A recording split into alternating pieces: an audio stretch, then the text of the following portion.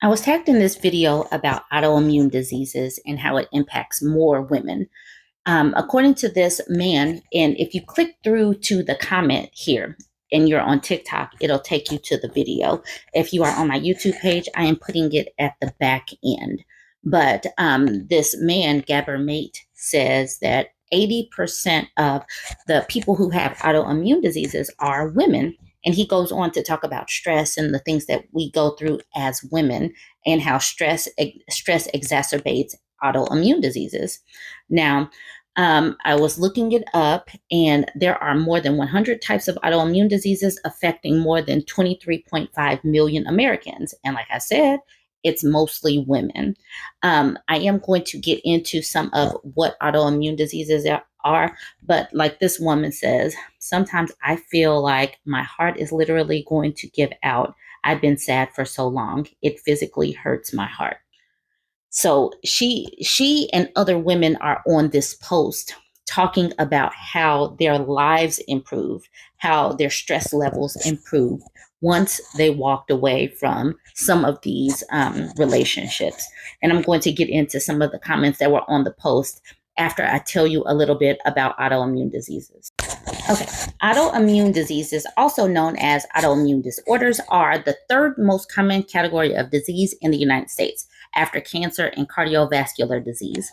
An autoimmune disease happens when your immune system cannot tell the difference between your cells and foreign cells, causing the body to attack healthy cells.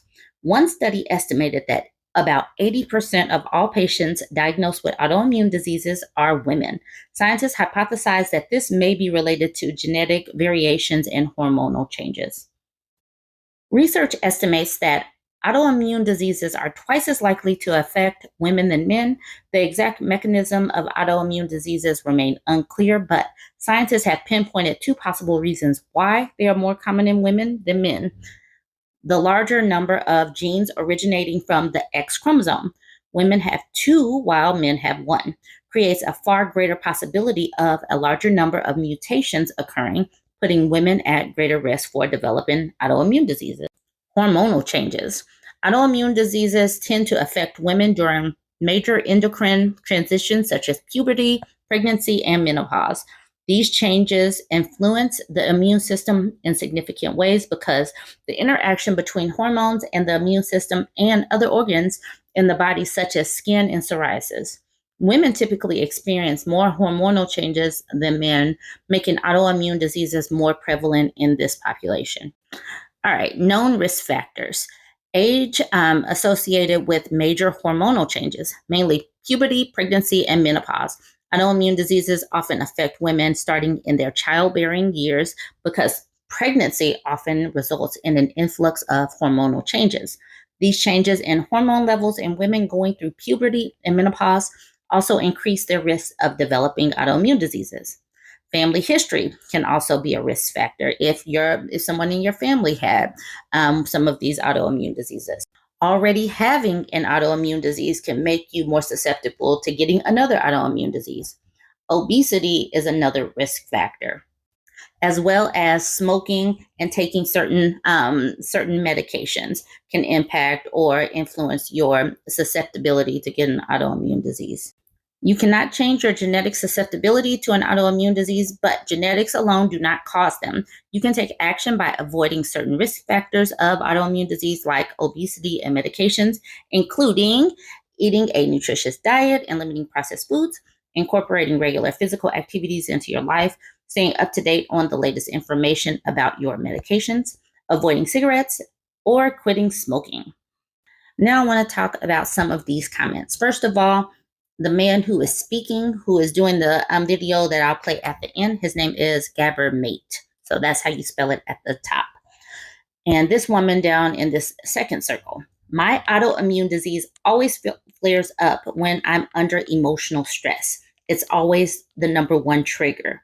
So keep that in mind. Like I said, many of these women are talking about how they have left relationships, how they've gone no contact with their family or parents or whatever. So pulling yourself from these situations will improve your life dramatically.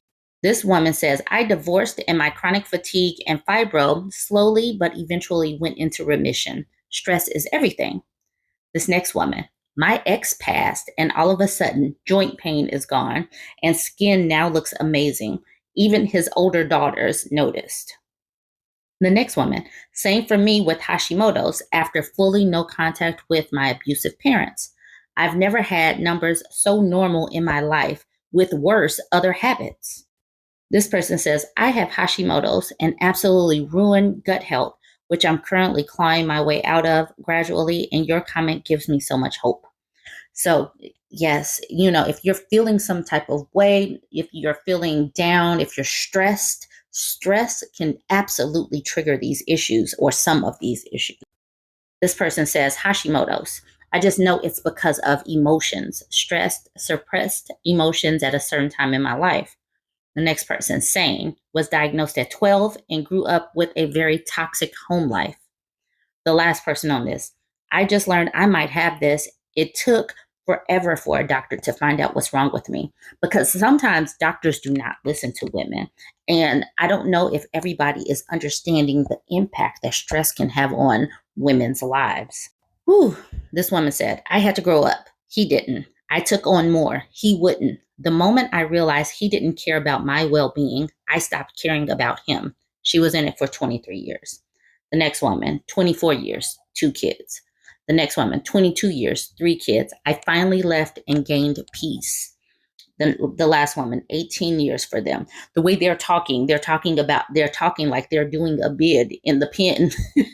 But I guess that's what it seems like when you are so stressed. This this is my last screenshot of comments. This one says, I have a lot of stored trauma. She is a people pleaser. Understand that trying to please people, especially people that don't have your vested interest in mind, is stressful. You're always on edge trying to tiptoe around folks. This last person I want to talk about, this person says, I already grew my hair back from alopecia. I lost my hair twice, hoping I can get stronger and emotionally healthy. I've talked about these things before, and I do want to let everybody know I do have a book out called Ashy Men Will Make You Fat, a petty self-help guide. We talk about health as a combination of mental, physical, emotional, financial, and your relationships. All of that put together is all about this is how your health works. If your emotions are down, it can impact your physical health. If you are stressed, that could impact your financial health. All of these things work together. If you are looking for a book that talks about this and how you can maybe improve your health and your well-being, definitely check us out at bourbonbougieshop.com. Go ahead and check us out at bourbonbougieshop.com. We talk about health, wellness, we talk about relationships, and we talk about it in a petty and fun way. Go ahead and check us out. Women have 80% of autoimmune disease in this society. Diseases where the immune system attacks the body happens to women much more than to men. Things like rheumatoid arthritis, systemic lupus, chronic fatigue, fibromyalgia, inflammatory diseases of the gut. Why?